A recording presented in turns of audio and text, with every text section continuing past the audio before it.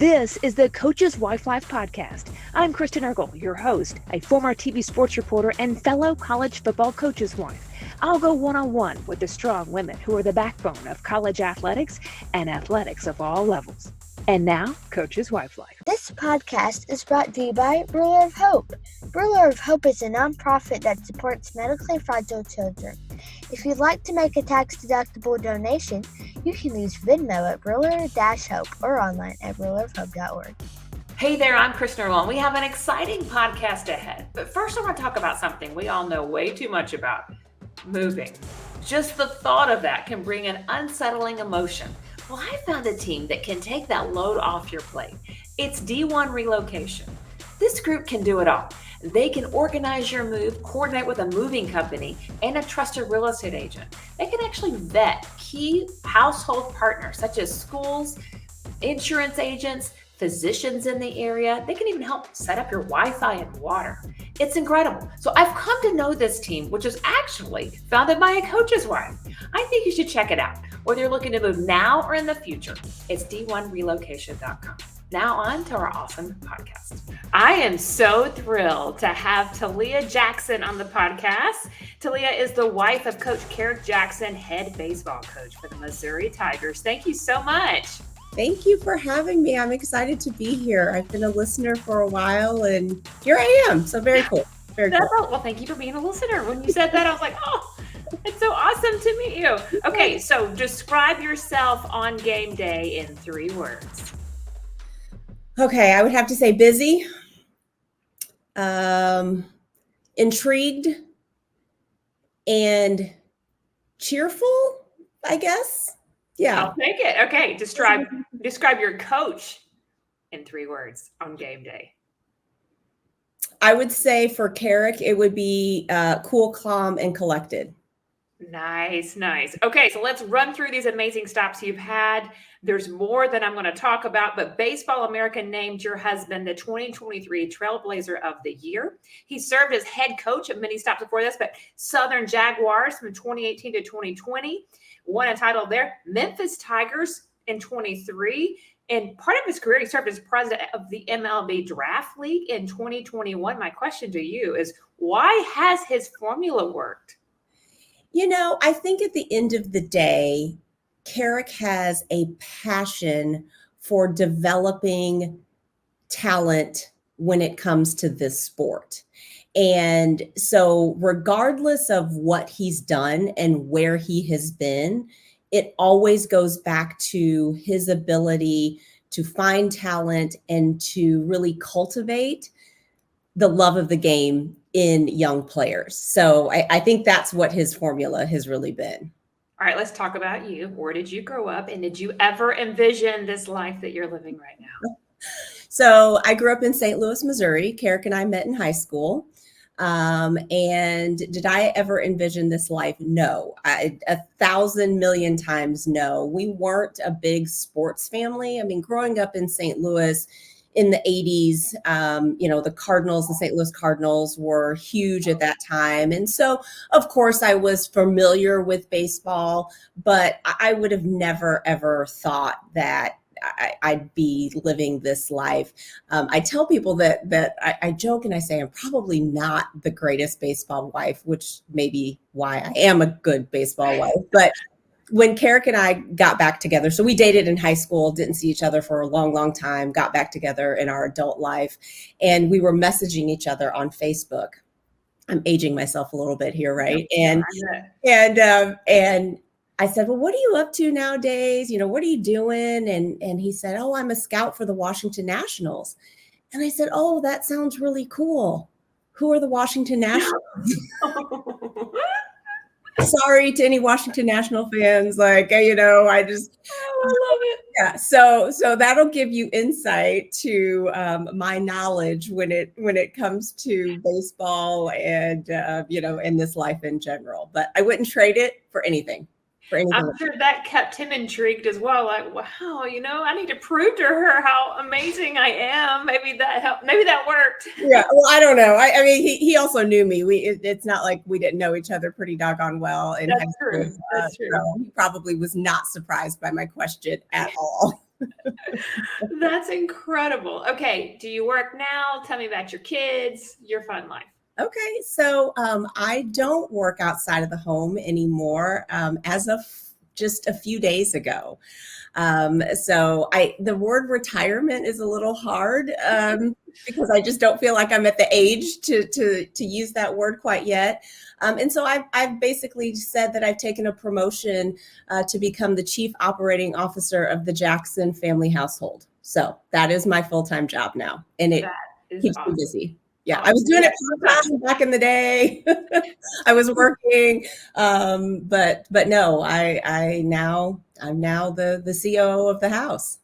Love it. Okay. And you have a couple of kids, right? 2 boys? We have 2 boys. So Zion is our oldest, and he'll be 13 at the end of May. And then Lazarus, we call him Laz. He is 11, and they are awesome kids. They keep us on our toes.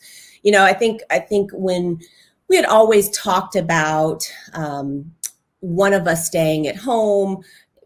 At one point, Kerrick actually stayed home for a little while. And we'd always talked about when we had kids, being able to stay at home. We were fortunate enough early on when we had Zion that we had a couple of nannies. I worked from home full time. And it worked out really, really well.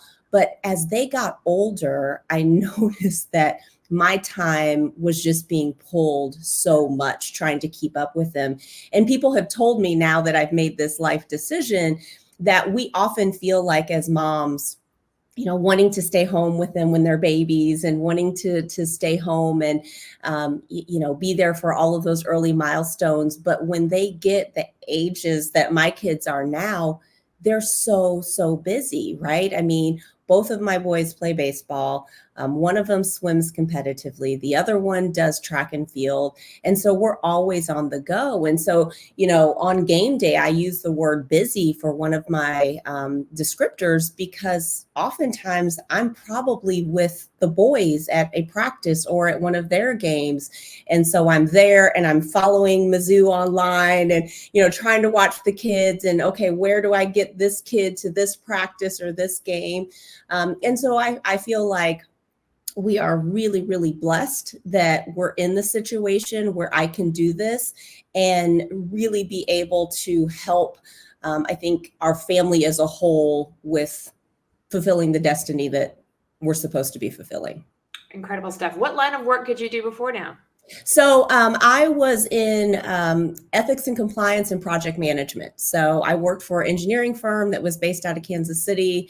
I worked there for 14 years. So they saw me there through lots and lots of moves, through babies, through getting married, all of that good stuff. And they were so good to me. And so I worked from home before COVID, before it was really a thing, when people working from home. And so it was a great run, and I have a lot of friends there.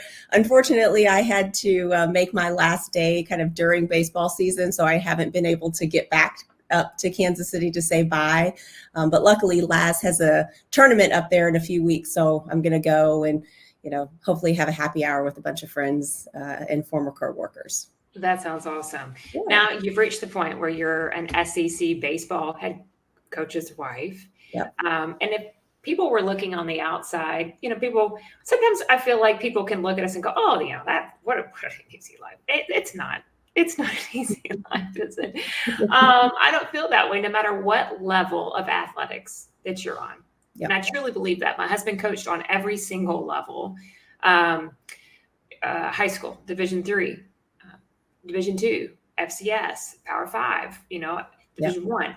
And to me, at every stop or every season, there was a challenge placed in front of us. Yep. I mean, do you feel the same way? I mean, have there been points in your life where you think this is tough? So what would that be for you? What has been the toughest adversity, and what did you rely on? Oh, goodness. I think what people fail to recognize in athletics is that when your child is talking to their coach, when your child is out there playing, or, when the coach that you're rooting for a particular team, when they're doing their thing, they're not with their family. They're not, my husband does not get to see his boys play baseball very often, right?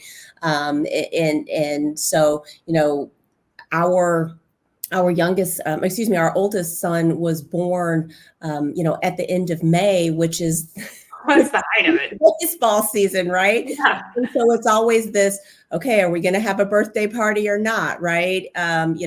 Graduation, right? Fifth grade graduation was a thing for us this year. And I was talking to our youngest son, and I said, hey, if we make the tournament, unfortunately we didn't this year, but if we make the tournament, then do you want to go to graduation or do you want to go to the tournament? And so it's all about these choices that we have to make, right? And I don't say that to say that I don't love this life, because I really truly do. And I'm appreciative, and I'm very grateful for everything that we have, that this life has given us. But it is tough, right? It is stressful. It is hard. It can be hard on a family. And I think about the word sacrifice, and we might come back to that here in a little while, but there's a lot that a family has to give in athletics in order for that coach and that team to truly be able to shine. How do you think it's changed you or changed your perspective of life to walk through this coach's wife life?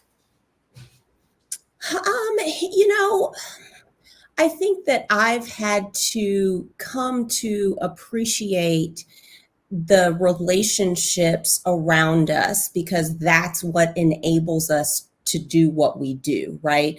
Whether it is relying on family to help, tag in. I reached out to, my best friend, my husband's best friend, my brother, they all live in St. Louis. And I said, hey, Zion's going to be in a tournament there in a few weeks. I don't know if I can go because I'll be with the other one in Quincy, Illinois. I don't know where Kerrick will be. Who's got Zion, right? Right? So whether it is tapping in to those relationships, because it does take a family so often, whether it is, tapping into your good friends to help you get through weeks on end of your husband not being home, or if he is home, you not seeing him for multiple days. I think for me, it is just, this life has taught me the value of those relationships and how important they are in the grand scheme of life. I agree with that. I think for me, it's kind of hard to ask for help, and I don't want to be a burden on somebody else and then to change their day based on my needs, but you have to. There's no way that, same thing for us. I had to call a family member to meet my daughter at a softball tournament because there's only one mom, right? And there's one of us making it happen. Yeah. What my small interactions I've had with you, obviously we've known each other through a text message and a quick call for this, and immediately I can tell that you're grounded, you're steady. In your communication back with me, is just, there's a presence about you. So how do you stay that way? How do you stay grounded when it feels like everything is up and down in this profession? I just think that maybe is who I am. I don't think about it. I don't think I have to put a lot of effort into it. And maybe when we have those moments that are more difficult, when, I missing him, or the kids are driving me crazy, or whatever the case may be, I really just pause for a moment and think about how blessed we really are, right? And I'm like, all right, Talia, are you talking about first world problems here that you're suffering through, right? And I use the word suffering in quotes. And so, and again, those relationships and having friends that will help keep me grounded, and, calling them and them going, you're going to be fine. You're going to get through this. It's okay. And getting through it. Kerrick and I did have a moment a couple of years ago, Mother's Day. He actually ended up in the ICU for about a week. Long story short, he was diagnosed with a saddle embolism. And what that is it's a blood clot that crosses across both sides of your lungs. And so he had passed out a couple of times at home, and thought, they call it the widowmaker. So I'll give you perspective, right? That that incident, and he's recovered and he's doing well, and he has to do certain things to make sure that he continues to be well. But for us, that was a moment to say, okay, time out. What's going on here, right? That's when he was, with the draft league, and it was a much more sedentary job than what he had with coaching, right? Because he was, trying to start this draft league, and it was him sitting in the computer and, on phone calls all day long. And so it was like, okay, we need to change that, right? We cannot have that sedentary lifestyle. We also had gotten, because Kerrick travels, and I think because we're so comfortable with our relationship, there could be days that we wouldn't talk, right? I would text him in the morning or in the evening, how are the boys, what's going on, but we might not talk. After that changed. We always talk. He always talks to the boys, even if it's like we can hear the baseball game where he's recruiting at in the background, and it might be a 2-minute conversation at most. We always talk. So I think even in those times of adversity, it gives you an opportunity to reflect, and think about what's important and how you can continue to focus on those things that are important. Talia, that's powerful. Yeah. It was true. I never thought about that. There are days where the schedule is so different from the kids' schedule when they're recruiting or something. Yeah. That I'm not thinking about that till right now. Does he talk to them? And I think so, but I don't know. Like, that's powerful. Yep. To hear his voice. Yep.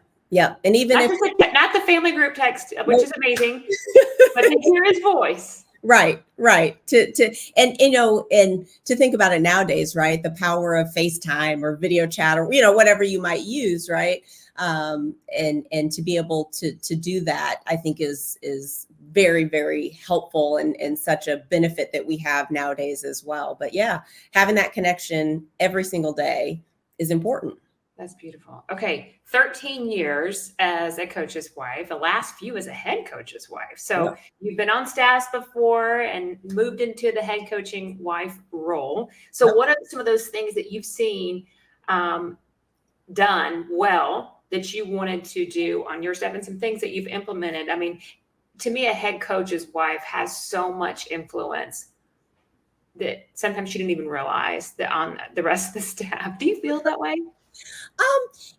I see myself as an extension of Kerrick and how he wants his program to be run. And I know Kerrick well enough that I understand what that's going to be. And so, we've moved a lot. I think we've moved 8 times in those years. Yeah. And every time he's going to want, particularly now as a head coach, he's going to want to get the team together as often as possible. So Labor Day is always that first push, because normally we're moving over the summer. Right. I'm trying to get the kids enrolled in a school by August. And then here comes Labor Day, the first week in September. I'm like, but that's important, right? That's important to Kerrick. That's important to us. And so then when you think about from a staff perspective, there have been many times where Kerrick has texted me someone's phone number, and he's like, hey, I need you to reach out to this wife. I'm, talking to her husband about him becoming a coach, with our staff, and I need you to reach out and have a conversation with her. Or, hey, this wife, she's got some questions. Will you reach out? And I'm like, of course. Yeah, sure. I'll do that. Whether it's about, how this life is, if it's a new coach, right. And a new wife or a new girlfriend, or if it's somebody who's not familiar with the location that we're moving to. We've lived it here in Columbia twice. And so being able to give some perspective there. And so for us, it's just about creating that family. And so Kerrick looks for staff members that want that, I think, is a part of their life. And so by extension, they're getting me as well. They're getting the boys as well.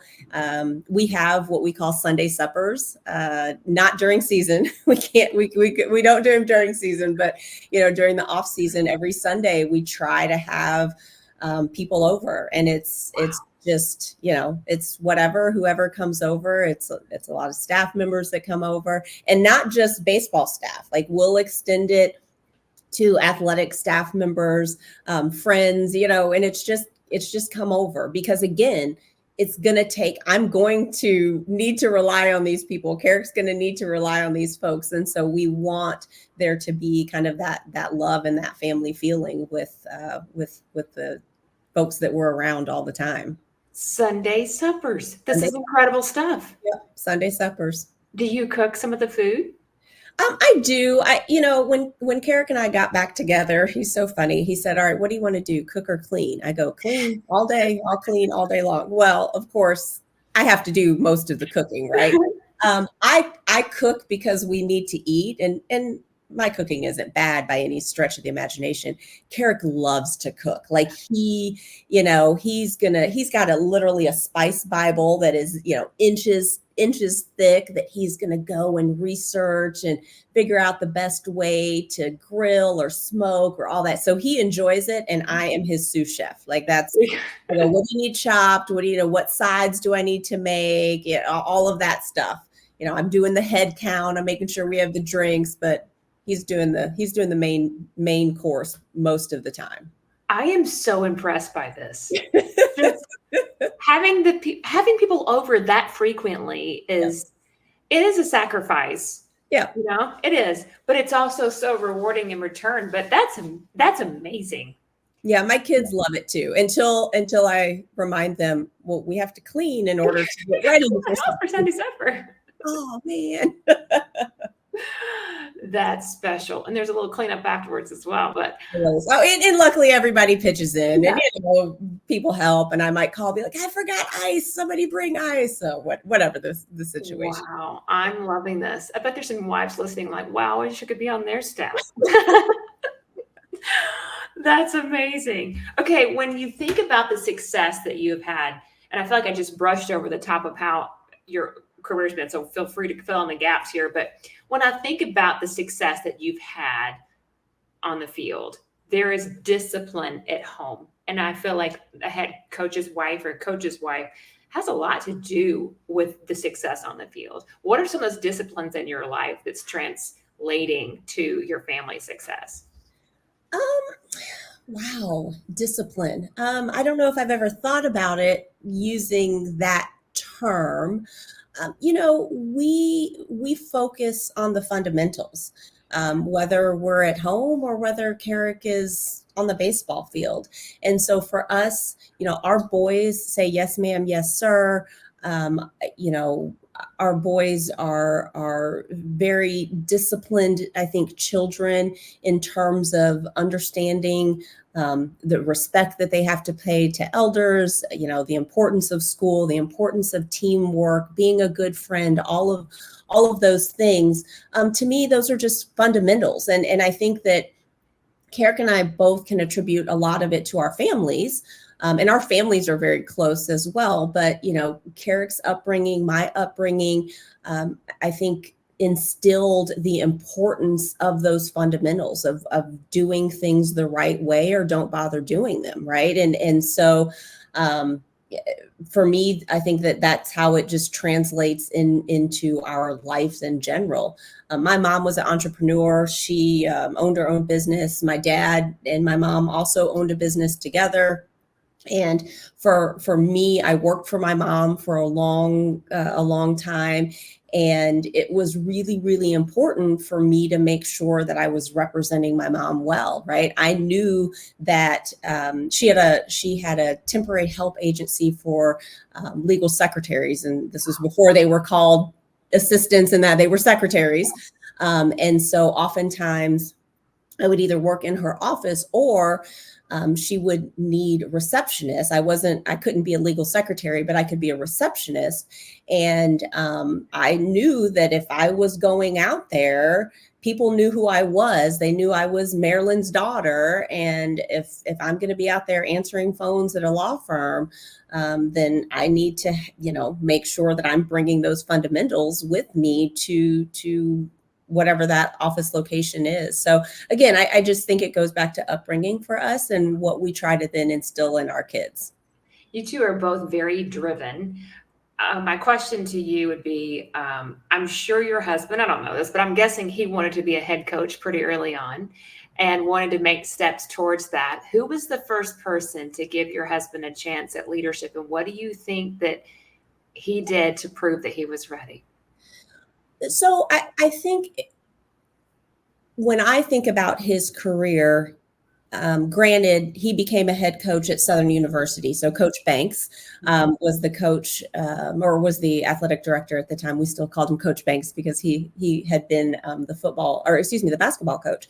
He gave him that leadership, title. But I think back to when Kerrick and I got married shortly thereafter, or shortly after we got engaged, he became an assistant coach here at Mizzou. So that was my introduction to this life, was when he got the job at Mizzou as an assistant.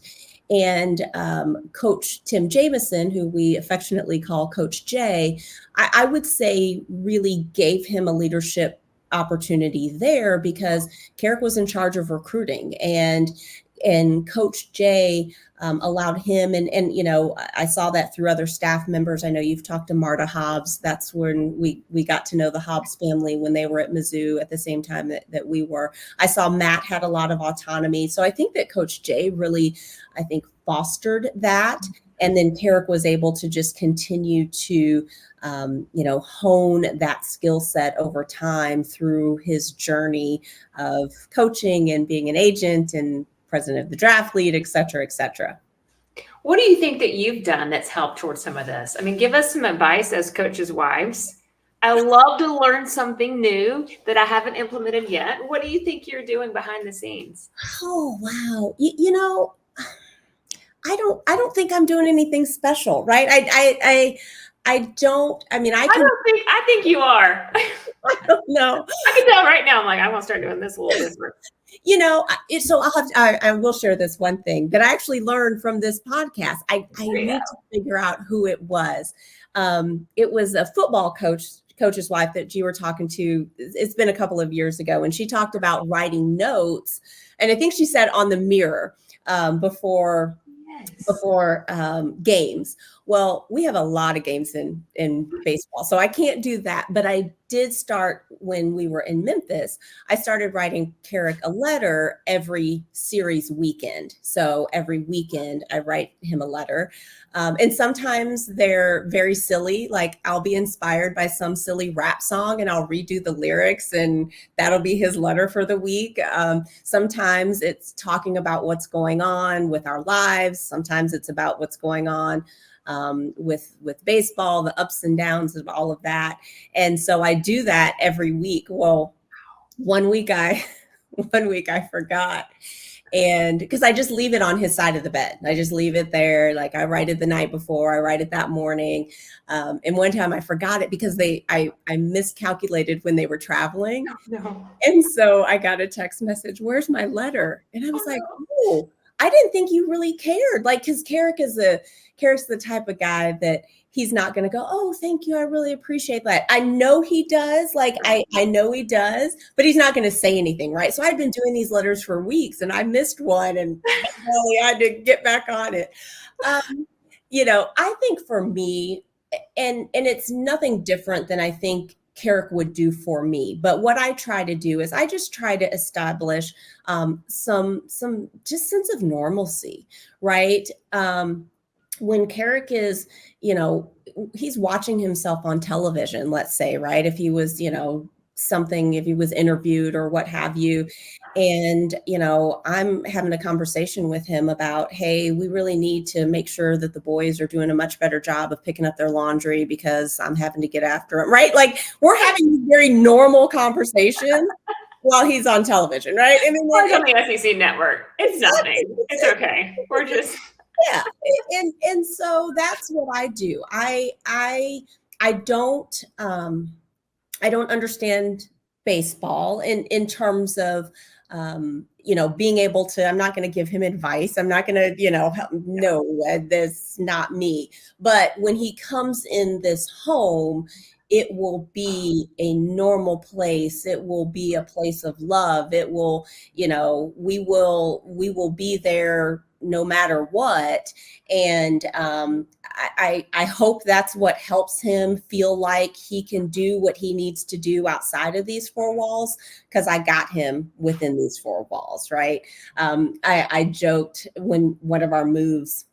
So Kerrick does a lot of travel, as you can imagine, and so we use a Southwest card, and so I have a companion pass and have had one for a number of years.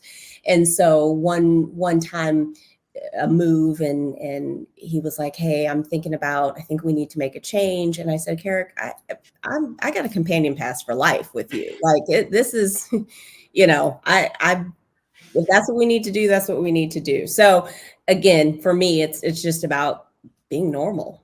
Being normal. There's moments when I'm not normal, when I'm goofy, but for the most part, I would say creating that. I'm hearing that you'll have a lot of great communication with each other. And I would say that would have to go into when you make big career decisions. Do you have a specific process that you have?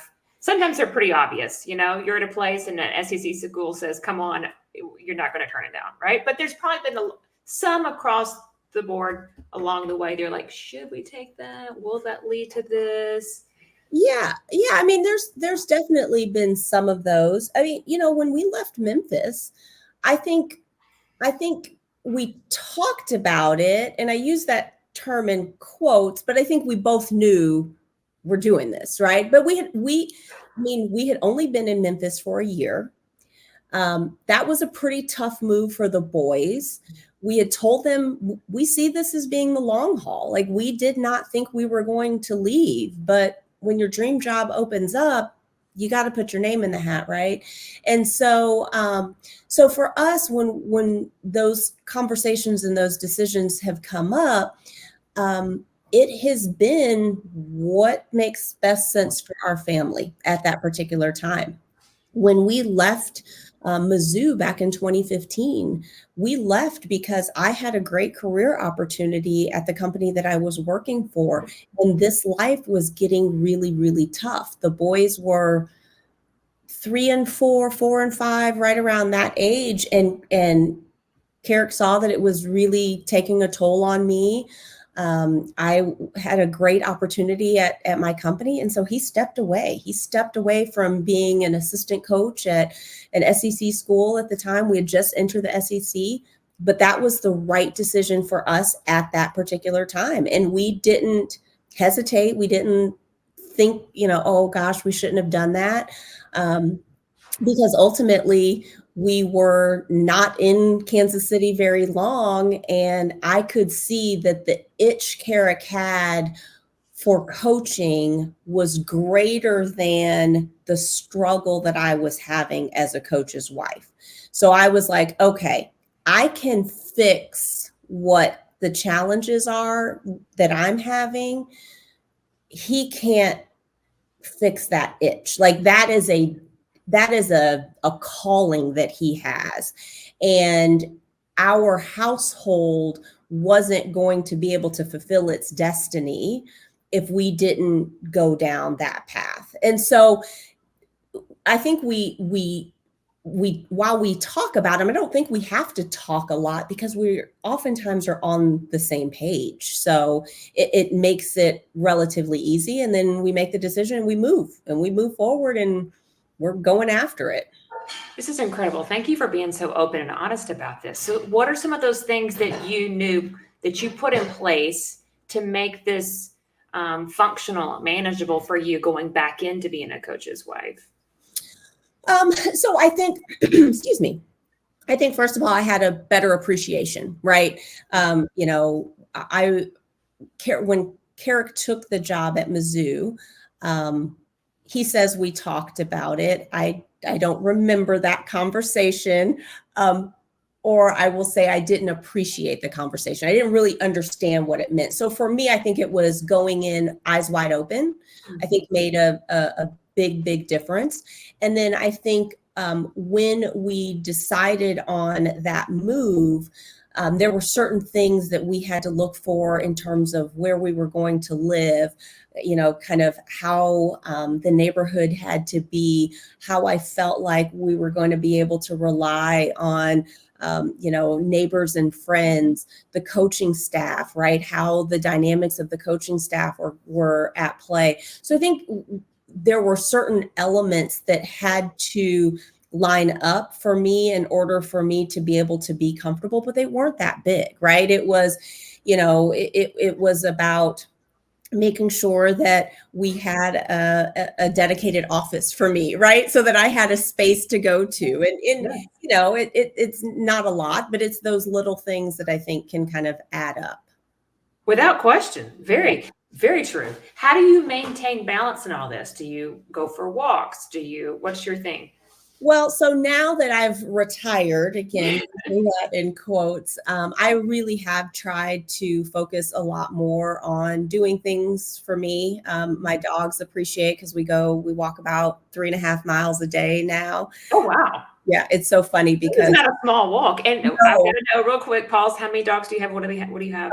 So we have 2 chocolate labs. They're about 5.5 years old, and they're named Satchel after Satchel Paige, and Gibson after either Bob or Josh Gibson. You could pull either one. So yeah, we walk a lot, and I try to do things like I read.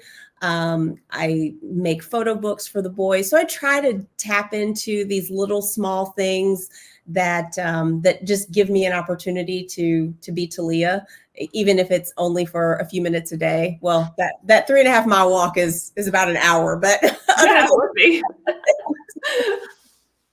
That's impressive. Yeah. Impressive. Okay, so what has the game of baseball meant to your family? I mean, baseball has meant everything to our family, right? I mean, we would not be here if it wasn't for baseball. And I think, excuse me, I think that it's interesting. I was talking to someone about, we were having a discussion on soccer versus baseball, right? And this was a soccer lover, and he's like, "Oh, soccer's the best sport, and baseball is so boring." And I'm like, "Well, okay, like, I'm not going to argue. You like what you like, but let me just throw a couple of things out to you. First of all, baseball is a very strategic game, and so you have to watch it understanding there's a bigger strategy at play. It's not just, oh my gosh, this has been a no-hit game. The score is 0-0 in the 7th inning. Well, yeah, but what has happened along the way, right? What has the strategy been? And also the other thing is baseball is a game about sacrifice. How many other sports do you intentionally do something that is going to cause you to be out, whether it's a, sac fly, let's say, and you're doing that so that you can advance your teammates, so that you can score some runs, right?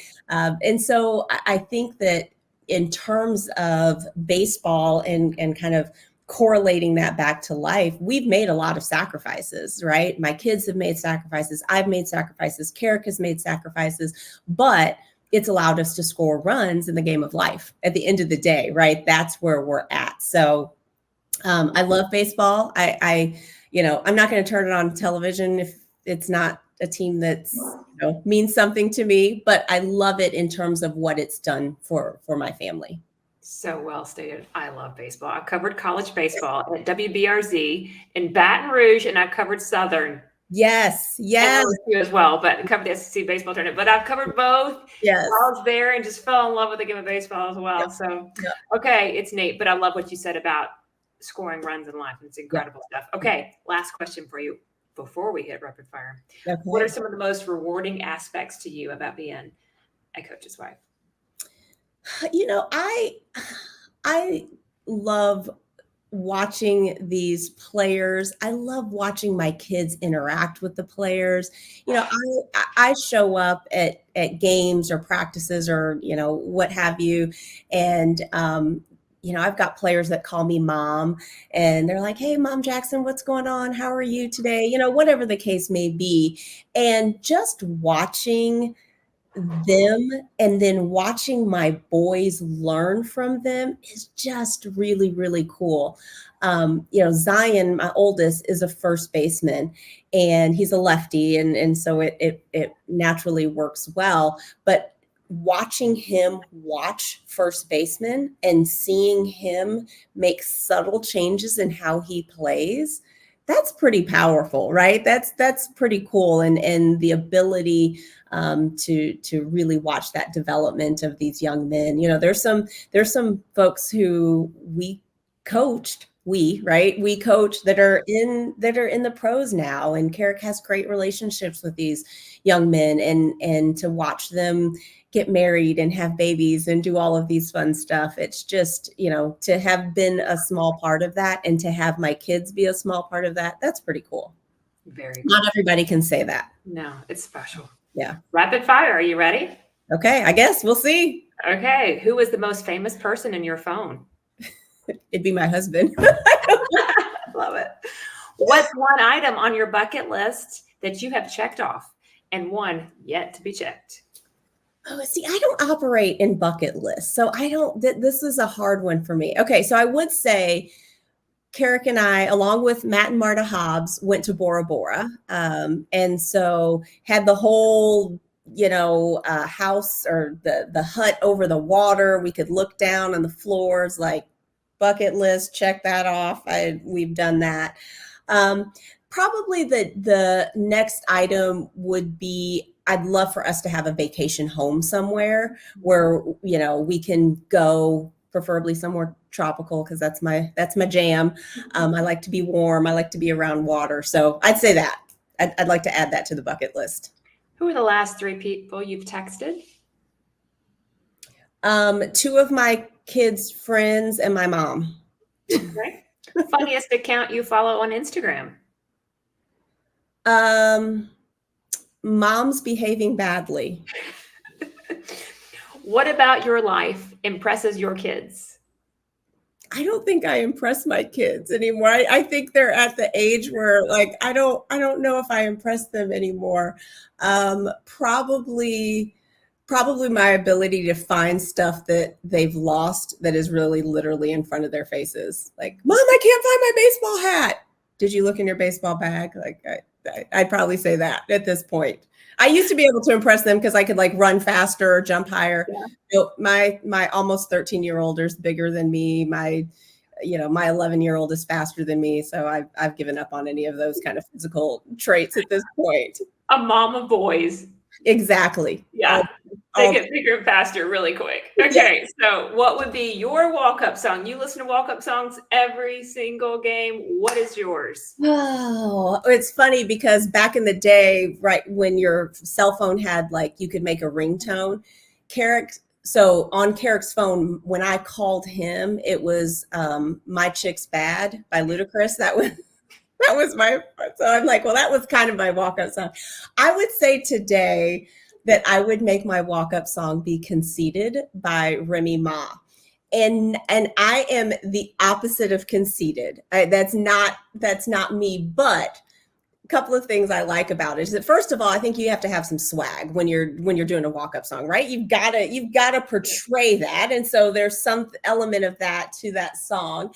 And then the song, she's talking about things that I think I need to do a better job of, which is just loving who you are all of the time. She talks about looking in the mirror and saying, "Man, I look good," and all of these other things, like, dealing with people who aren't worth her time. So I think for those reasons, I'd give it to Remy Ma, Conceited.